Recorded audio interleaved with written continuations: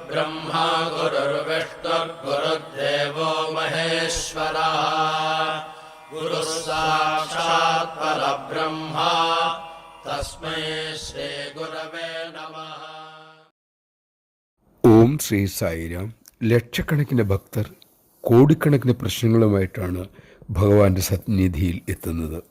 രോഗികളായി എത്തുന്നവർ ഏറെയുണ്ട്. സ്വാമി ചിലരുടെ രോഗം പെട്ടെന്ന് മാറ്റുന്നു, ചിലരുടെ രോഗങ്ങളാകട്ടെ കുറേ കാലമെടുത്ത് മാറ്റുന്നു. ചിലരുടെ കാര്യത്തിൽ സ്വാമി അങ്ങനെ ഇടപെടുന്നതേയില്ല.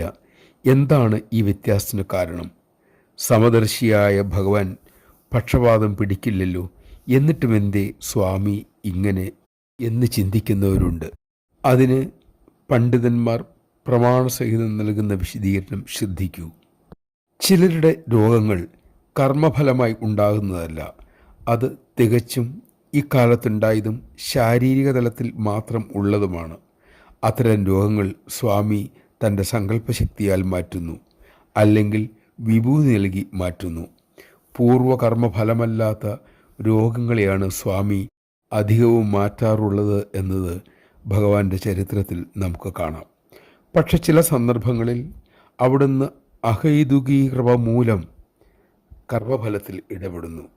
അത്തരം വേളകളിൽ സ്വാമി ആ കർമ്മഫലം സ്വന്തം ശരീരത്തിലേക്ക് ഏറ്റെടുക്കുകയാണ്. അങ്ങനെ കർമ്മനിയമത്തെ തെറ്റിക്കാതെ സ്വയം അനുഭവിച്ച് ഭക്തന് ആശ്വാസമേകുന്നു. വേറെ ചിലരുടെ കാര്യത്തിൽ ഭഗവാൻ രോഗം മാറ്റുന്നില്ല, അത് ഏറ്റെടുക്കുന്നില്ല, മറിച്ച് ആ ഘട്ടത്തിലൂടെ കടന്നു പോകാനുള്ള മനഃശക്തി അവർക്ക് സമ്മാനിക്കുന്നു. എന്തുകൊണ്ട് ഇങ്ങനെ എന്ന ചോദ്യത്തിന് അത് ഈശ്വര നിശ്ചയം, ഈശ്വരനെ അറിയാവൂ എന്നാണ് അതിനുള്ള ഉത്തരം. ജയ് സായിരാം.